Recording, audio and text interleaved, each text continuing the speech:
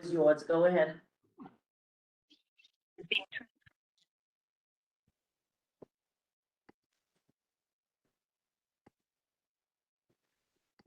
Desi?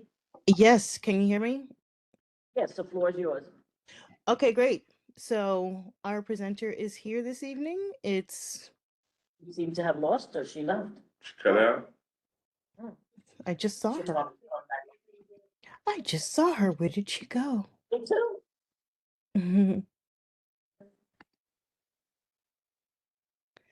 You have, a visitor in the room, he might want to introduce himself, and you have Bob Townley. Others are supposed to be remote. I see our visitor. Welcome. Thank you. How are you? Would you mind introducing yourself? We'll see if we can get our presenter back on. Sure. My name is Tyrone. I work for the Office of Labor Relations, and I basically am assigned to come to a community board meeting once a month as a project for my school. Wonderful. You said as a project for school? Yes. Wonderful. Where are you going and what are you studying? I attend the CUNY School of Labor and Urban Studies. It's a master's of certificate program in labor relations and labor studies. Wonderful. Well, welcome. Thank you. We enjoy having the community coming together with us, especially when you're coming to learn. Do we have our presenter back? I believe she's here. Stacy, you can unmute yourself. Yeah. Yes. Hey, apologies. I had technical difficulties right when you said to start. So, No worries.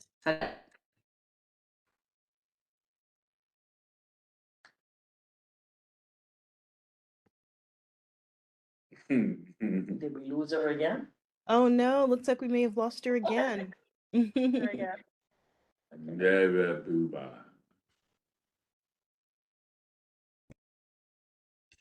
I promise you, I'm not booting her out. Hi, everybody. That was fun. I mean, like, I've been dialing into this for 100 years, and It happens. this time it just didn't want to let me in. It happens. It happens. So I apologize. So How many, Desi do did start the we have? meeting, Tricia, Desi did start the meeting and your presenter was ready to speak. But obviously you can speak, of course you can speak, you're the chair of the committee. Hey, Okay, well, Tricia. everybody's ready to go. That's great. We have don't have many board members here. That would be my only thing. Do we want to wait for a couple more to come, or do you want to go ahead and proceed? Well, everyone seems to be remote today, so even if you chose to do a resolution, you would not be able to proceed because you need quorum in the room. But I'm not sure if Okay. you guys are choosing to do one, and you also need to have a discussion if you would like to have a meeting in December, since it's only 2 weeks away. But So I we're just hearing from them. We're hearing from them for the first time. Because, I have told Tammy what we advocated for is, was not delivered, but she let me know that the school was asking for something new and specific. So we're really here to hear them, talk about what it is they'd like us to do for them. And then we can do the resolution in December. So why don't we, or whatever you said so far, Desi, if you want to take it, please run with it.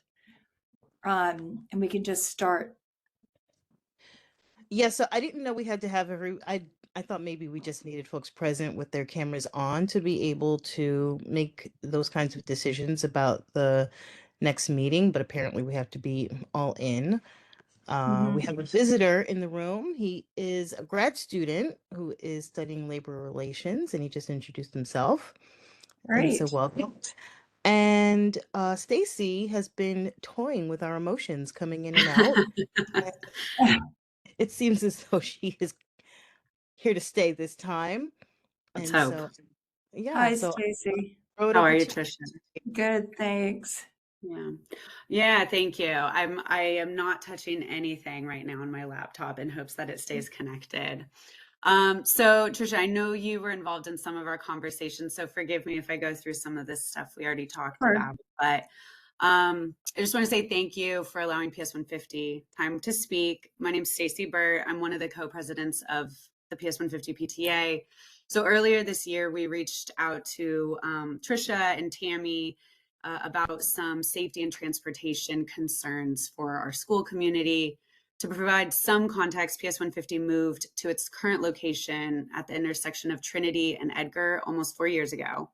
There were a lot of discussions around safety, which Trisha alluded to, but for various reasons, those solutions that were presented were not feasible. And there's a lot of different reasons why. But as the school grew, some of these concerns were put on the back burner to address the more pressing needs. So this year we decided to bring that to the forefront with the school and student population growing.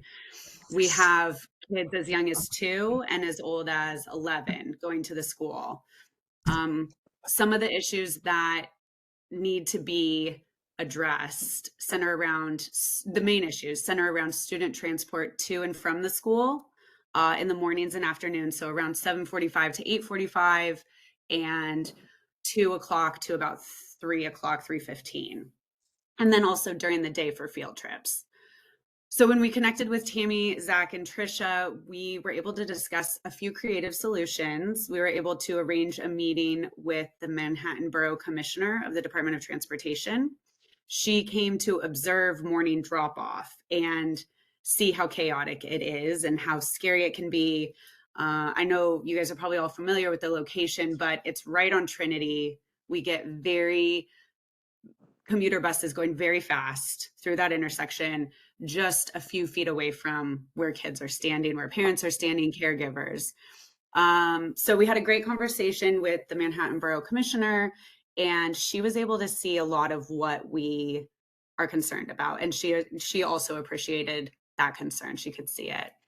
So additionally, we've been working with CB1 to, I think this is what their request will be for today, but to include a line item for some safety features in front of the school along Trinity Street. To give a little background, we had scaffolding up around the school. It was full wall scaffolding for almost the full 4 years. It's been taken down now, it's wide open. It's a slightly bigger sidewalk, but there really is nothing blocking the buses from the kids coming out of school, from the caregivers waiting for the kids. So we want to discuss having some daylighting installed. And my understanding of the daylighting is it's large, like pieces of cement block that have daylight activated tape on it. And the goal is to both block pedestrians from entering the street. So, create a physical barrier, but then also to alert cars, like here's an extra thing that you need to be paying attention to. There are pedestrians here. So that's one of the things that we want added to the budget for this year, specifically for PS 150. And that would be from Edgar Street, the northwest corner of Edgar and Trinity, about halfway up the block. I believe there's a subway grate that is kind of the demarcation for the end of the school. So we'd love that installed there. It's about 100 feet of daylighting. And then, there's a lot of work left to do. I can go on and list a few items, but one of the biggest things is we need a crossing guard. Again, these buses barrel through there quite quickly. It's also commuters who are on their way to work, which we fully appreciate. And I talked at length with the Department of Transportation Commissioner that there are a lot of things to balance at a busy intersection like that. But at the end of the day, these are children who are crossing the street, and a crossing guard at both Trinity and Edgar would be very important and provide a lot of visual break for the drivers that are going through. And then finally, once construction is done, there's a lot of construction on Trinity right now. A goal would be to get, at the very least, signs that say there's a school here. After we talked to Trisha and we said, it's crazy there aren't school signs. We were pretty sure there were. I went and walked around the entire area of the school, the 4-block radius, and there is nothing that indicates that there's a school there. So even just at the least to have, school, there's a school here, speed limit, slow down, that type of thing would be huge. So that's our little spiel. What we're looking for. A lot of the other things that our parent community would like to see, I know are not feasible, and I've communicated that to them. having a crosswalk at the northern part of Edgar and Trinity, it can't be done, unfortunately. Having a bus cutout on the side of Edgar Street also cannot be done. It's a one-way street, and there's, issues with Greenwich going one way on the other side. So, these I think are baseline safety measures that we could get installed for the school and the safety of our children and community. So I'll leave it open to any questions or comments. I'd like to just start by saying that it's just, I'm incredibly perplexed. I did read the transportation resolution. How this started is in 2016. This safety issue was a youth and ed issue. And so we dealt with the DOT back then. And before the school was approved, we had said that a safety plan needed to be put in place before the school was even allowed to be sited. And because of the location, we had looked at that location 8 years prior for a school, just for some reference, and the SCA turned it down because of the location. So, and that was for a middle school. Yeah. So imagine our surprise when it came around again and they themselves brought an elementary school to us to be approved. So while we were thrilled to have another school built, which was desperately needed, we were super confused from the beginning. So we all knocked heads, and what we came up with was the sidewalk had to be widened to 12 feet because of the building mechanicals for the renovation they planned to do. So that gave a natural extended area for parents to gather, because the courtyard you have is only 600 square feet and you have 478 kids. And they are, as you said, 2 to 11. They have to come with a caretaker as a result. So you could be looking at 900 people descending on this school in a 600 square foot courtyard on one of the busiest streets in Lower Manhattan. So what they had approved, and this is important to say because if we're going to have this conversation and advocate for things on Trinity Place, I would like to hear from them why it is now no longer possible. Something they agreed to 5 years ago is now no longer possible because, and the reason I'll tell you this, is because they also told us at that time that it was impossible to put anything on Trinity Place because of the 3 entrances to the subway that are present on that area. So I would just want to be armed when we do this resolution, hopefully next month, with some information about, how they suddenly think that's okay. That's my next question for you, Stacy, is did the commissioner actually say to you on the site visit, and I'm sorry I wasn't there, I've been in DC a lot, which is where I am now. Did she say to you at that time that that was a plausible solution? No, it was our conversation centered around getting the proper signage in, sending, and these were I can appreciate the position she was in. She was offering resolutions that she could agree to then rather than things that she needed to do research on. She's new in the job. She does have a lieutenant who is working on this issue specifically. This is all my understanding. But her solution centered around communication to Port Authority, to give bus drivers notice that there is a school here, things that are, I think, a good first step, but we have about 10 steps to go. So none of that was addressed. Yeah, and I think it puts a lot back on you and the school. And, again, I have a little PTSD when it comes to dealing with the DOT and the SCA because, what happens is you can go chasing your tail on things that don't end up being feasible. And so I would want to just use that historical memory to help you guys get to this as quickly as possible. So I'm going to request that the DOT meet with either this committee or a task force to go over the things they agreed to previously. And again, I know Tammy encouraged us to move forward and address what you're requesting, which I completely intend to do. But I think for context, it's going to be helpful to go back over what they agreed to do and find out how we got here first. And it increases the amount of accountability that we'll have with the DOT to find a solution. And it might be that, yes, we said something we shouldn't have said. And as a result, we will then have more power to force them to do something they might not want to do on Trinity Place, because that was off limits back then. So I just want to use this information in a positive way to have the whole conversation and say, okay, if it's no longer feasible, like what they agreed to, which I told you on our other call, or email string, is what they agreed to was closing that spur from 7 a.m. to 1 p.m. We did not get the afternoon, right? But they said, because the empty buses have to come up and go pick people up. But in the morning, we got that closed. That is in writing.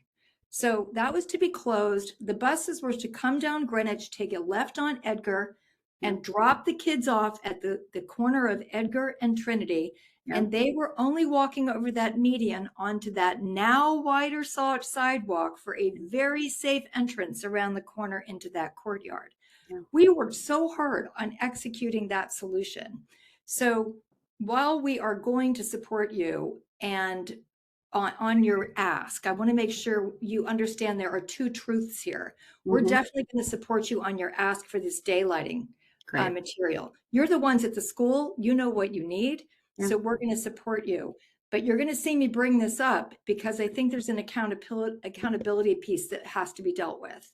And that I think is going to breed better results. Absolutely.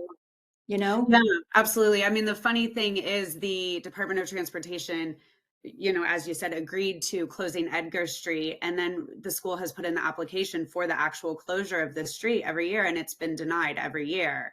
And it's shocking to me. This is one of the things we wanted the borough commissioner to see is the school bus has to pull up on Trinity, stop in the middle of the road.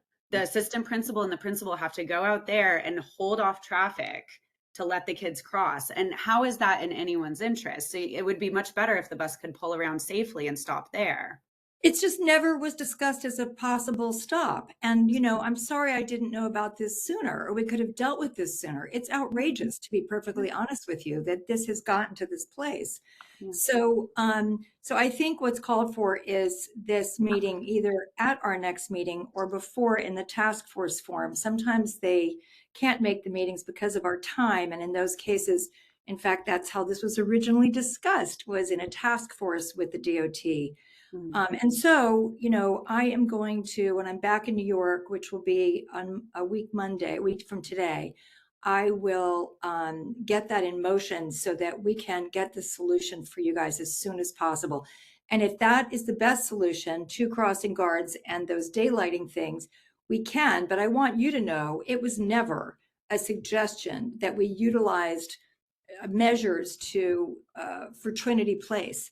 To me, we were told originally that more than half the students would be coming by bus because they were coming from the northeast of the school. I don't know what the statistics are on that today, but the study that they did then put a lot of kids coming in on bus, which was a relief, actually.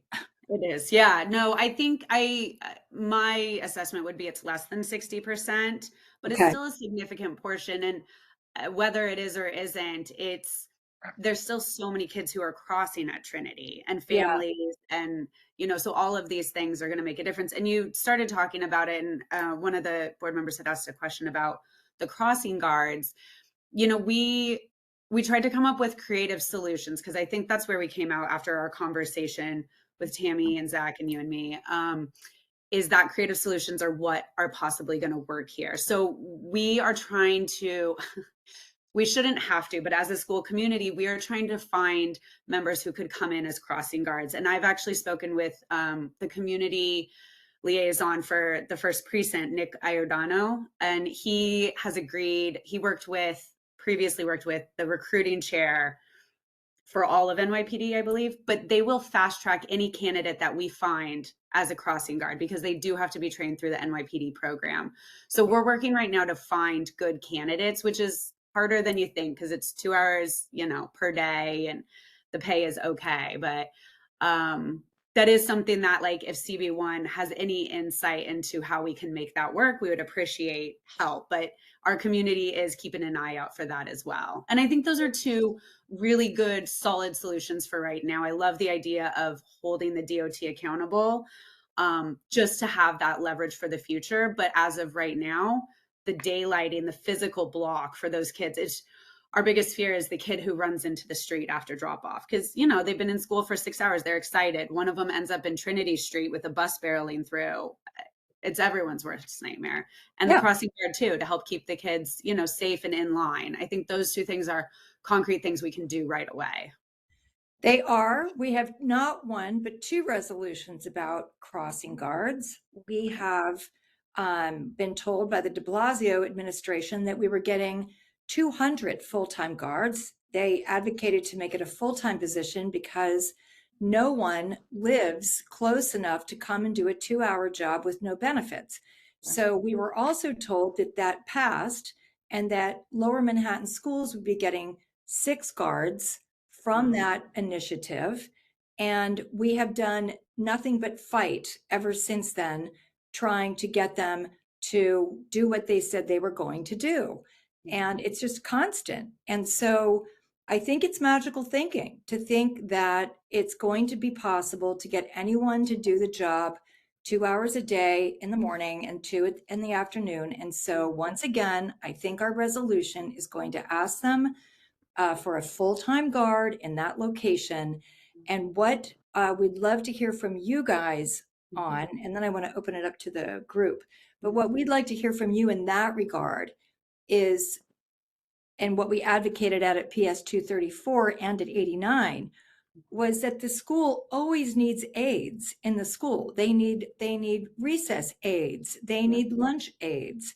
And one of the things they could do is work full time by guarding at the transition times and then being in the school the rest of the day.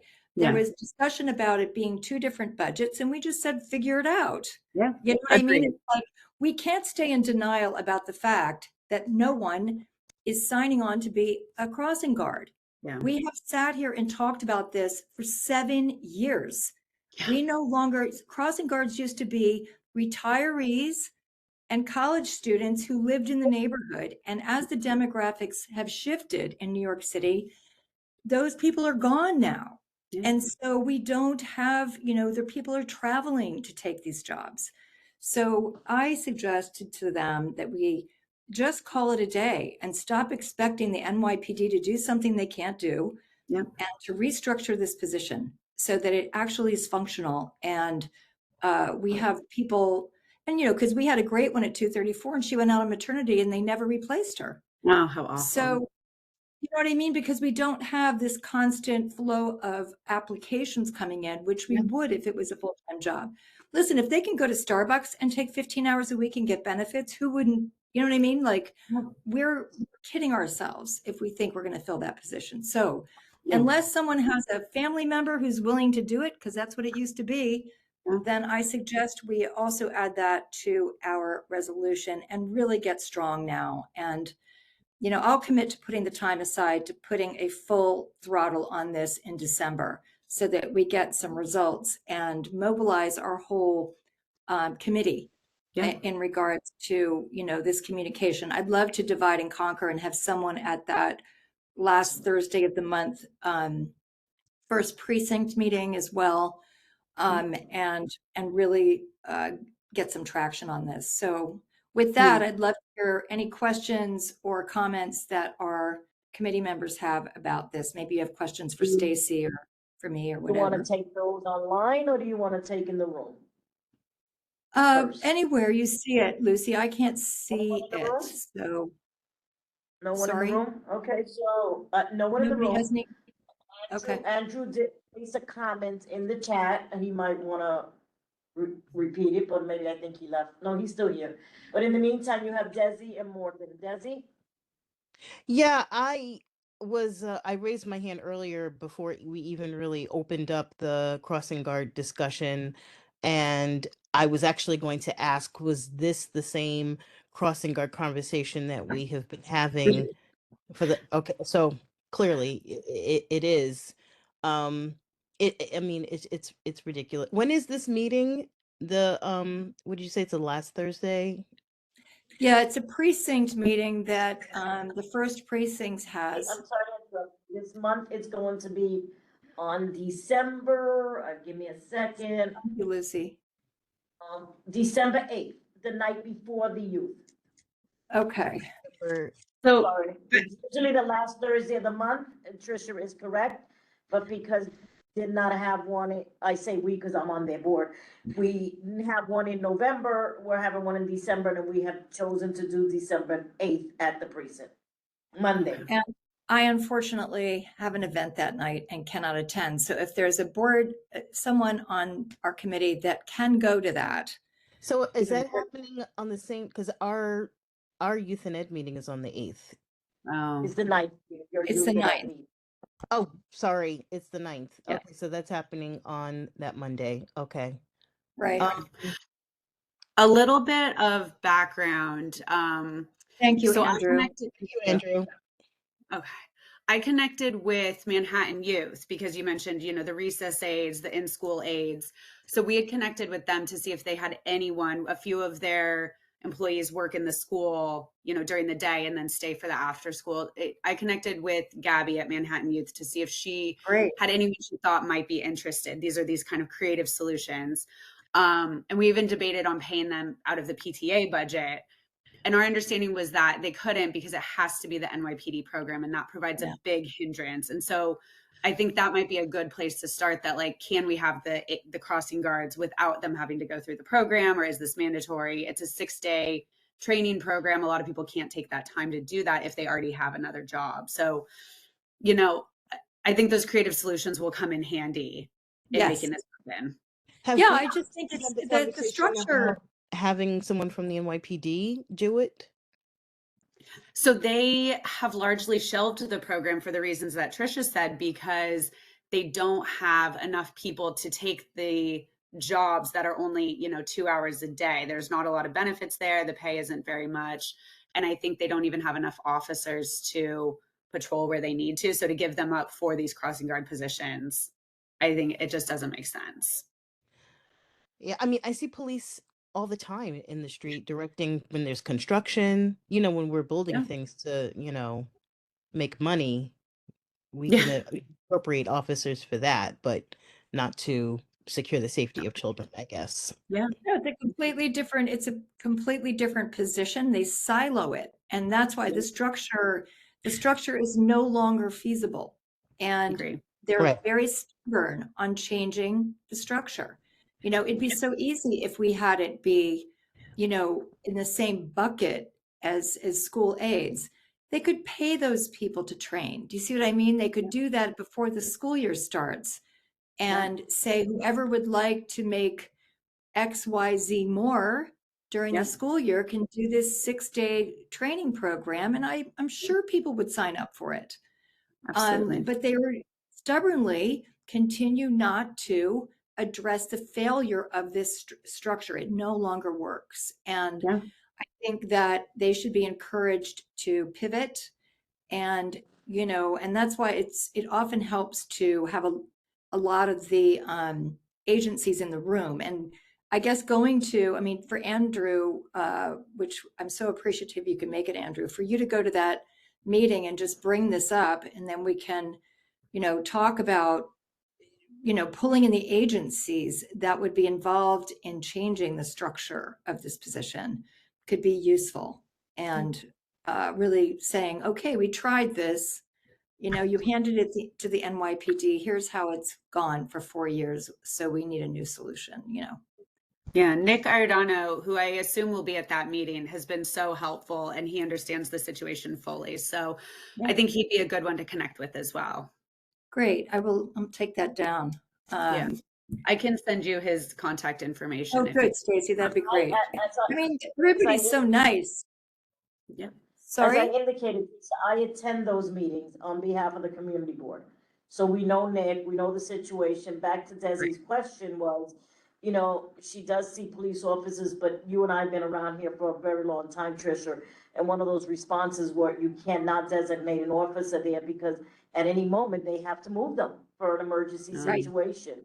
So, Correct. and back to what you're saying, Tricia, you know, agencies, you place it in the budget. I think with the new mayor coming in, maybe, you know, you could start focusing on, making him focused on this, that this is this has been years. You've been dealing with this for more than 7 years. Yeah, And I maybe think even the public advocate's office. it's a good idea. Yeah, we could try. It's going to be a heavy lift. I mean, they really don't want to move off of this.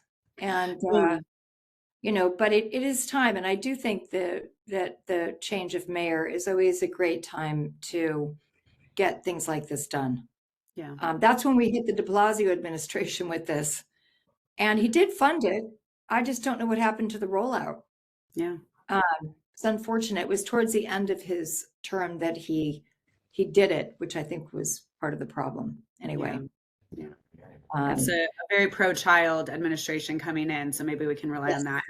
And this is a very hyper-local issue, as you said, like these downtown communities, we don't have the grandparents or the retirees nearby who are willing to take these jobs. And so it does require a different solution. So I'm happy to attend that meeting as well if you think it would be helpful on the 8th. I do. I think it's important for them to hear your experience. I think it's important for Andrew to remind them we've been at this for more than 7 years.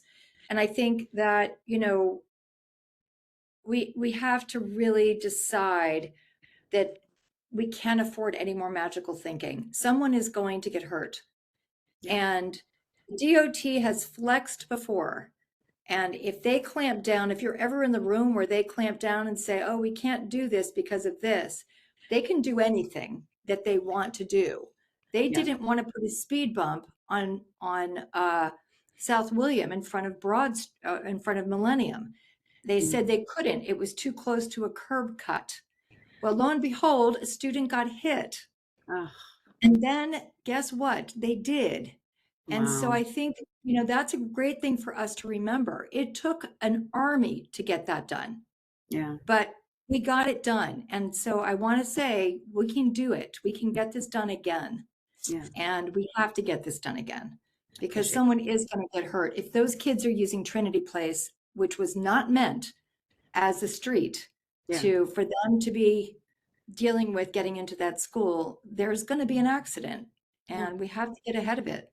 Absolutely. And just a side note, I mean, I am also a member of the community. I have an older child at LMC. And so this is not just a PS 150 issue. We have kids crossing from the east side to 276. We have kids going all different ways for Lamont and Pine Street School. And then there's also plenty of people just walking to the subway from the west side. So, and I think the Department of Transportation Commissioner did see that, and she recognized how many people go through there. But the school is obviously the most important for me, but there are a lot of other people who use that crosswalk. And so making sure we can make it safe for everyone is crucial. Yeah, I couldn't agree more. Morton has been patient if you want to allow him. Yeah. Yes, hi, Stacy. So I don't know if we've ever met. Yeah. Have we? We didn't. We had, our kids are the same age, but my son came in 3rd grade and I eavesdropped a little. It sounded like you left before 3rd grade. Yeah, my son attended PS 150 until 2nd grade, and then we moved to Uptown to a different school at for 3rd grade. And you know, I was very involved in this issue when we were there, and I keep tabs on it since we left. Several things rather. Is there a crosswalk across Trinity Place to the corner of Edgar? So on the south side there is, not on the north side. Yeah, on the south side where the park is, correct? Yes. Exactly. Yeah, and it's, what's the name? I forget the name of that park. Liz Berger. yeah. That's right, Liz Berger Park. Yeah. Out of sight, out of mind. But I was told specifically by the construction crew and the DOT while the construction was going on, that after they finished the construction and they finished the traffic light and the walk, don't walk sign, that they would put a crosswalk across Trinity Place on the north side of Edgar Street. I was actually told this, I would swear on oath and sign an affidavit to this effect, that I was told this at the time. Yeah. 2 years later, obviously they haven't done it. I've been by there. I've seen that the scaffolding is done. Is the traffic light on the corner, north corner of Edgar and Trinity, northwest corner, is that finished? Is that permanent now? Yeah, so the traffic light is there. That is the number one request from our parent community because everyone crosses on the north side of Trinity Correct. and Edgar. We have been told, and this is something to ask the Department of Transportation, that it is not possible because the crosswalk would go on the east side of Trinity into a commercial loading zone. It is owned by that building. It's a commercial driveway. So a crosswalk cannot go there. And the angle it would have to go at to miss that commercial driveway is too much for a crosswalk. So that's why I started out saying, like, I want to start with the things that I've been told are possible. But I do think, to Trisha's point, it's worth bringing up, can we revisit this? Because I'll tell you, I mean, we've been there now for 3 years. It is 90% of the people cross on the north side, not the south side. And so the crosswalk on the south side isn't doing anyone any good. No, Correct, because that's not where the people are coming from. no, And we knew that. because many children and their parents or caregivers live on the east side of Trinity Place, and when they come in the morning, there's I forget the name of the little street, or it's not even a street. Exchange. It's like Exchange, but it's not open to vehicle traffic. It's open to Yep. pedestrian traffic, and they cross from Broadway to on Exchange, get to Trinity Place, and that's where they're crossing from, is on the north side. And it's like, Yep. for people to go south, just one block, everybody's in a rush in the morning. Yeah. Kids are in a rush. They want to get to school. So, but I do say that I was specifically told by someone from the DOT at that time that as soon as they finished the construction and as soon as they got the traffic light done, they would put in a crosswalk there. Obviously, you've Yeah. been told something different.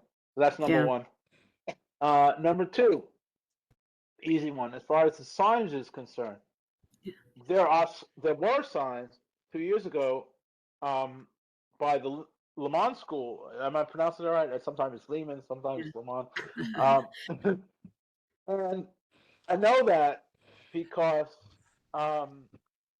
if you drive up the street past the Lemon School, there are signs that says school zone, slow, and so forth.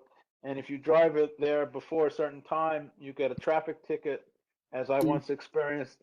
Yeah. But the buses come barreling up that street and often go at high speed right past the on Trinity Place, right past PS 150, and you would stand there and you would just witness it at the morning drop off or in the afternoon pickup, and the buses would just be oblivious and they would go through the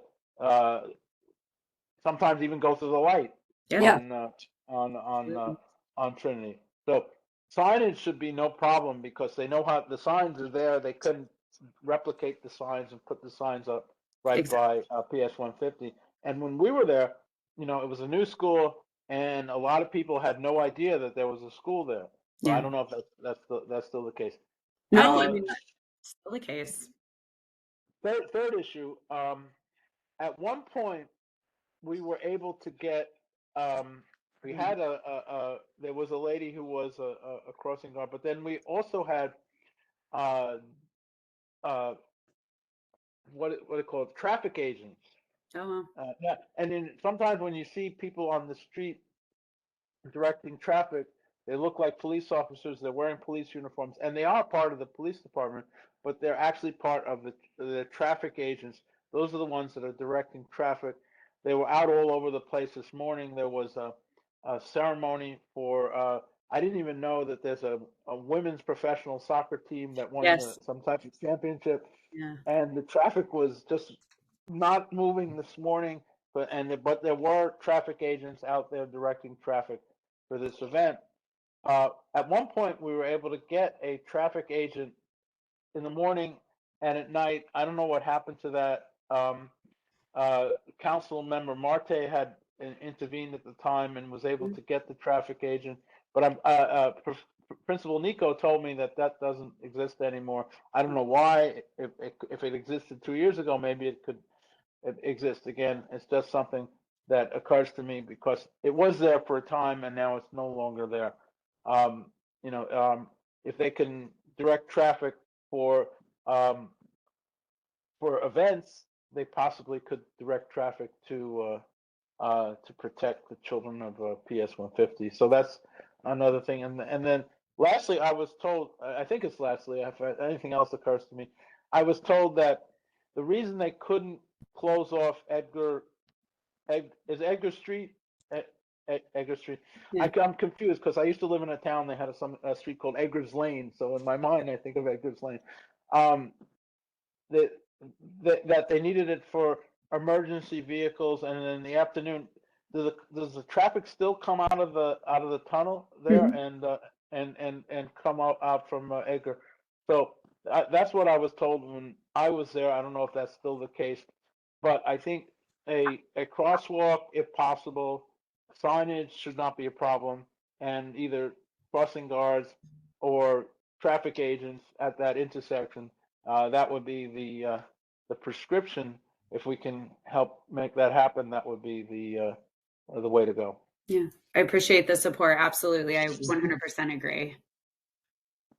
Traffic agents have the same problem, Morton. They're a different bucket. They can't be consistent. They're assigned by the day.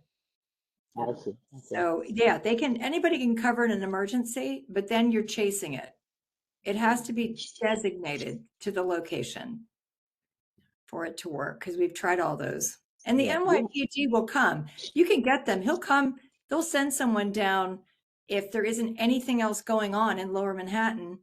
They'll send them down as a Band-Aid, but it's never going to happen that you're going to have either an NYPD member or the traffic agents covering that school full time.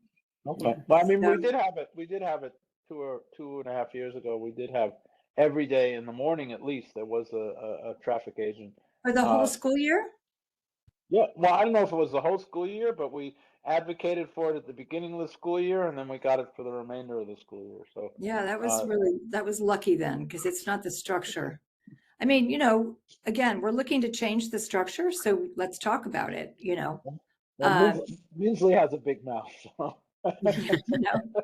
I think we could get anything done if we put our minds to it. So, So we've made it happen that time, but apparently that disappeared. So I don't know if it can be done again, but the issue of the crossing guards, once you deal with the crossing guards, I don't know if Peck Slip ever got a crossing guard, that they had a problem with crossing guards. The several other schools had problems with crossing guards. There's definitely a big shortage of crossing guards for the reason that you explained. yeah. No, The only ones that have it are the ones who dumb luck, where they just dumb luck. They get somebody who it fits. I'm not gonna reveal secrets, but our school where we are now has a crossing guard. Well, I mean, if it's a public school, Morton, why keep it a secret? I'd love to hear. Well, I want right. to keep my kids safe as well. Everybody should have a crossing guard. Yeah. No, it was there before we were there, but it's been there. And there are schools. I mean, there are schools that have crossing guards. What is it? PS 89 has a crossing guard all the time. I mean, and they have the problem with the West Street over there, so that's a big deal. So I mean, everything is a big deal, but there are schools that have dedicated crossing guards and have had them for a long time. It's the newer schools that have had the problem. Well, we'll look into why they have them and see if we can make that happen for everybody else. Yeah. So, I feel sure we'll hear something, but because that might be Port Authority over there. Anyway, so we have our short-term plan. A couple of you, thank you so much for going to the meeting on the 8th. We will have this on the agenda on the 9th. I am going to put in a request. I'm going to speak to Tammy about either having the DOT and NYPD come to our next meeting or set up a task force meeting if it has to be during the day. And we will walk into this and see what we can get accomplished. Okay. Anybody else have any comments, questions, anything we should know before now on our next meeting? Anybody else? I really Okay. appreciate you guys taking the time to let us speak. And if you want me to attend any meetings, you know, everyone has my contact information. I'm happy to come and can speak anytime. Okay, awesome. Thank you, Stacy. Yeah, thank you. All right. All right, Thank you. I think that's Have a our good- only item tonight, unless someone wants to, has any new business. Any new business? No? Okay. I checked in with the Stuyvesant Community Center. I'm waiting to hear back from them to see if the SCA has gotten back to them about that community center. So I'll be working on that as well. Yeah, and then I'm also trying, I'm going to go to the 234 PTA meeting. That's the other thing I wanted to ask, and you guys don't have to say it right now, but if anybody is willing to hit up their school where their kids are at their next PTA meeting to bring some, you know, whatever issues they might have and be dealing with. There's a whole generation behind us now, and they may not know that the community board can help them with some of the issues that they have. So I was going to, you know, just go and speak at the meeting and encourage them to bring their issues to us.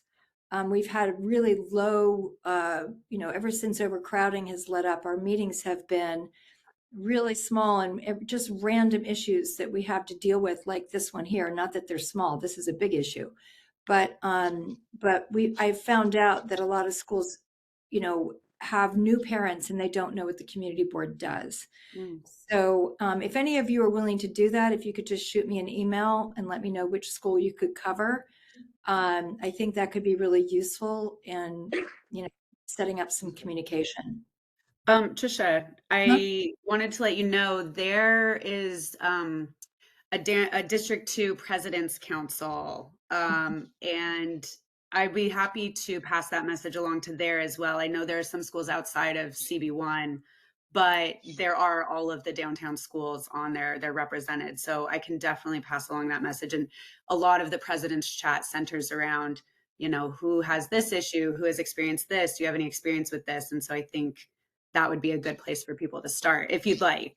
Absolutely, I would like, very much so. I heard there was a listserv too, where people were upset about things that were happening at the lower Manhattan schools. I'm like, come, bring it, you know? I mean, Yeah. we've dealt with really complicated things before and have a great track record. Yeah. So, you know, please encourage them to come, even though a lot of times they feel as though they're not going to be able to be solved by the community board. We've, you know, gotten some important things done here. And Absolutely. it depends. It just depends on the issue. You know, sometimes we'll direct them and connect them with people who are going to be the people that help them. But at least, you know, we are connected to the agencies.